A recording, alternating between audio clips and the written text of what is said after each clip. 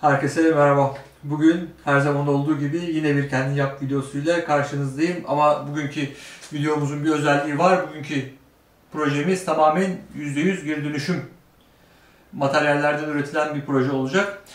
Atölyenin kurulum videosunda hatırlarsanız bir mutfak bölümü diye bir raf göstermiştim size. Ben atölyede çalıştıkça o mutfak bölümündeki malzemelerin çok fazla toz altında kaldığını gördüm.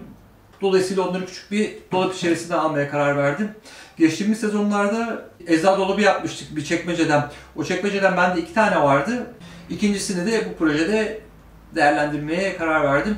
Dediğim gibi tamam %100 geri dönüşüm projesi. Boyasından en küçük cıvatasına kadar, camına kadar, rafına kadar her şey sağdan soldan çöpten toplanmış malzemeler. Videoya geçmeden önce benim Instagram hesabımı takip etmeyi ihmal etmeyin arkadaşlar. Çünkü kanalla ilgili çeşitli duyuru ve haberleri oradan paylaşıyorum. Instagram hesabımı takip ederseniz sizin avantajınız olacak. Şimdi gelin dilerseniz izlemeye başlayalım. Zaten videonun sonunda tekrar birlikte olacağız.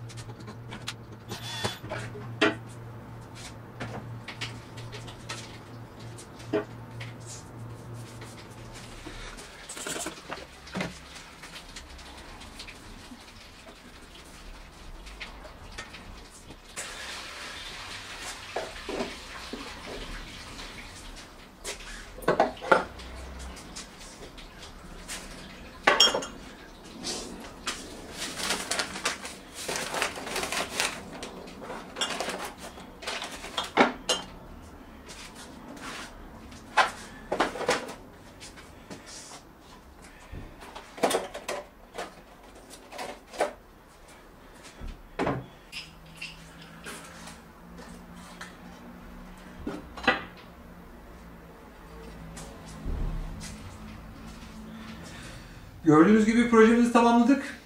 Bence kolay, basit bir projeydi.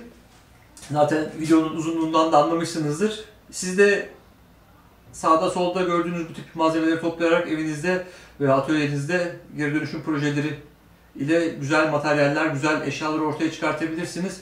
Bunun en önemli tarafı, yani geri dönüştürmenin en önemli tarafı doğada bıraktığımız karbon ayak izinin küçülmesi. Bunu özellikle siz de dikkat ederseniz çok sevinirim. Söyleyecek fazla bir şey kalmadı. Beni her zaman gibi yine sabırla izlediğiniz için çok teşekkür ederim. Kanalıma abone değilseniz lütfen abone olun. Aboneyseniz de abone ol kutucuğunun yanında küçük bir tane çan resmi bulunuyor. Bu çan resmine tıklayarak bu kanaldan gelen bildirimleri almak istiyorum derseniz beni çok mutlu edersiniz. Bir dahaki videoya kadar kendinize çok iyi bakın. Hoşça kalın.